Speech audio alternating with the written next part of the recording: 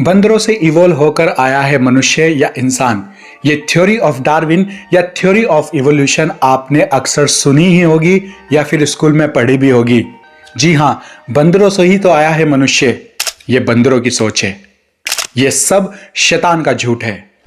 Charles Darwin ने साल 1859 में अपनी किताब origin of species by mean of natural selection preservation of favoured races यानी कि प्राकृतिक चयन के द्वारा जातियों की उत्पत्ति में सृष्टि के नियम को समझाया है, जिसके द्वारा परमेश्वर को सृष्टि से बेदखल कर दिया गया है।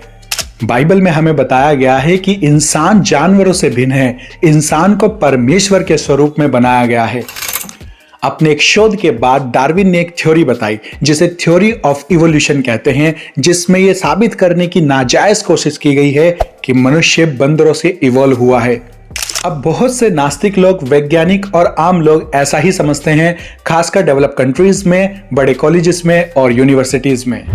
और इस थ्योरी ऑफ एवोल्यूशन को ऐसे ही तुक्का मार के लोगों के सामने पेश नहीं किया गया था। इसके पीछे उन खास पावरफुल अथॉरिटीज का हाथ था जो परमेश्वर विरोधी ताकतें हैं और शैतान की पूजा करते हैं। थ्योरी ऑफ एवोल्यूशन को जानबूझकर इतना खास बनाया गया है। हर तरह से कोशिश की गई है लोगों के दिमाग को मैनिपुलेट करने की। इसके लिए इन अथॉरिटीज के द्वारा करोड़ों डॉलर्स खर्च किए जाते हैं। बड़े चैनल्स पर डॉक्यूमेंट्रीज चली जाती है। भारी भरकम साइंटिफिक टर्म्स यूज किए जाते हैं। मैनिपुलेटेड एविडेंस दिखाए जाते हैं। और मैं ऐसा क्यों कह रहा हूं? क्योंकि चार्ल्स डार्विन जिन्होंने थ्योरी दुनिया के सामने रखी थी, थोड़ा उनकी भी हिस्ट्री जान लोगे तो सब कुछ समझ में आ जाएगा कि चार्ल्स डार्विन साहब किन की इन्फ्लुएंस में ये परमेश्वर विरोधी विचारधारा रखते हैं। Charles Darwin was the active member of secret society and free masons. भला क्यों कोई लाखों करोड़ों डॉलर्स खर्च करेगा एक इमेजिनरी थ्योरी लोगों के जहन में फिट करने के लिए? इस बात का जवाब भी हमें बाइबल में ही मिलता है। डार्विन के इस थ्योरी देने से 1800 साल पहले ही इस बारे में बाइबल में बता दिया गया था। दुनिया के अंत के दिनों में एक ऐसा प्रेसिडेंट उठ खड़ा होगा जो खुद को परमेश्वर से ऊपर ठहराएगा और आम लोगों के जहन को परमेश्वर विरोधी कर देगा।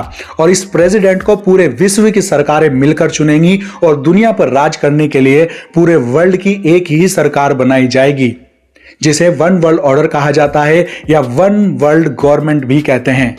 और यह सब कंट्रोल किया जाएगा उन सीक्रेट सोसाइटी के लोगों के द्वारा जो दुनिया पर राज करना चाहते हैं और शैतान की पूजा करते हैं।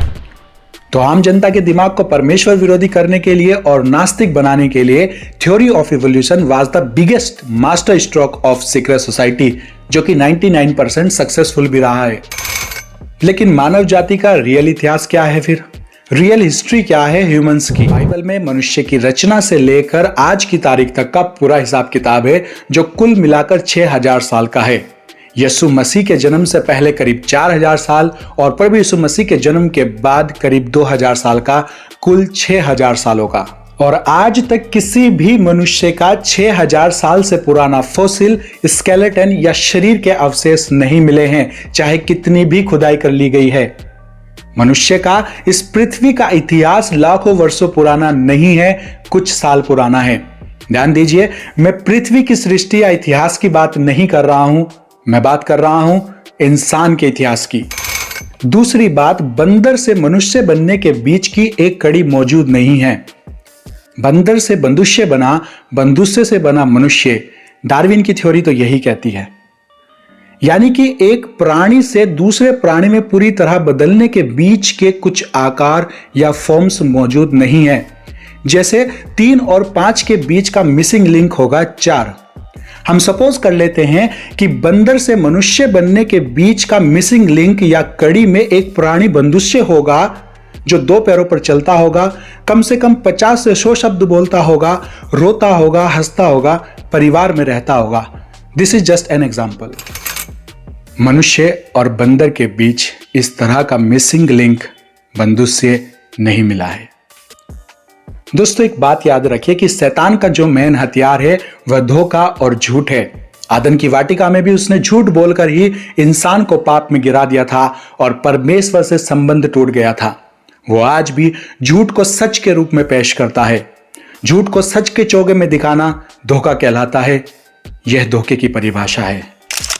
तीसरी बात, करीब 6500 भाषाएं संसार भर में मौजूद है, जिसमें बोलियां भी शामिल हैं। अगर लिपि की बात करें तो 36 एकदम फर्क लिपियां हैं, जैसे देवनागरी, अंग्रेजी, चीनी, इब्रानी और इथोपियन इत्यादि।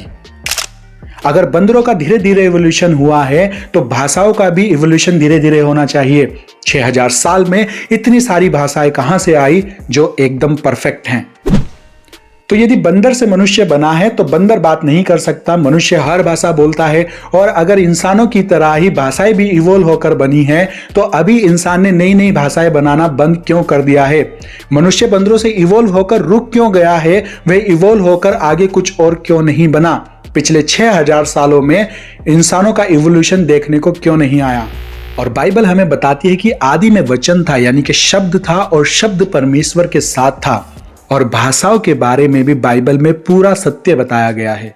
सारी पृथ्वी पर एक ही भाषा थी और एक ही बोली बोली जाती थी। यहोवा परमेश्वर ने ही लोगों की भाषाओं में गड़बड़ी डाली और उनको पूरी पृथ्वी पर फैला दिया था।